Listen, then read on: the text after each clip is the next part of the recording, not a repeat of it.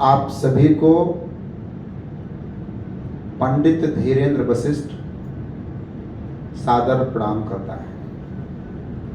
नमो राघवाय, नमो राघवाय, नमो राघवाय। संक्षिप्त परिचय तत्पश्चात जिस हेतु हमें आए हैं और आप आए हैं वो है भगवान राम के गुरुदेव भगवान श्री वशिष्ठ जी महाराज के वंश में उत्पन्न मैं धीरेन्द्र मिश्र आचार्य परंपरा में तीर्थराज प्रयाग में कुंभ में 19/1/19 को वशिष्ठ जी महाराज की संज्ञा या नामकरण प्राप्त हुआ, जिस कारण से मेरा नाम अब धीरेन्द्र वशिष्ठ है। मेरे पूज्य गुरुदेव भगवान जगत गुरु रामानंदाचार्य तुलसी पीठाधीश्वर पद्म विभूषण कविकुल रत्न स्वामी श्री राम भद्राचार्य जी महाराज चित्रकूट तुलसी पीठाधीश्वर सरकार हैं। लखनऊ महानगर भारतवर्ष के उत्तर प्रदेश प्रांत की जो राजधानी है, वहाँ दास निवास करता है। लक्ष्मण कुटिया वहीं विराजमान है और यहाँ पे बैठे हुए एक सज्जन ऐसे हैं जो कम से कम I think more than 5 times ना 5 बार से अधिक लक्ष्मण कुटिया पर पधारे हैं और 1-2 बार प्रसाद भी पाए हैं। वो हैं श्रीमान संजीव कुमार दुबे जी। 2016 में श्री राम चैत नवमी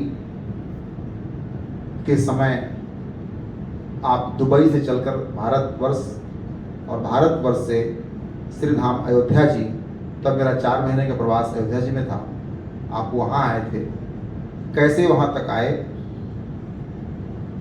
मुझे नहीं पता, उसके पूर्व हमारा इनका कोई परिचय नहीं था, परंतु भगवान के भक्तों का परिचय भगवान स्वयं करा देते हैं और इस धाम में पधारे और तब से 16/5/21 5 years हैज़ बीन कम्प्लीटेड, है ना।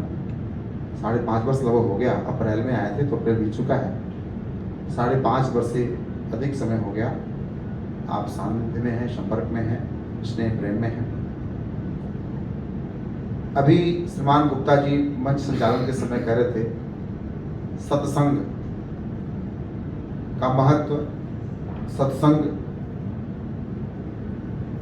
का वर्णन करना, सत्संग का महत्व का वर्णन करना, शब्द कम पड़ जाएंगे और सत्संग चाहे वो हमें मिले चाहे आपको मिले, जगत में किसी को कहीं भी मिले, ये सौभाग्य से मिलता है, परम सौभाग्य से मिलता है।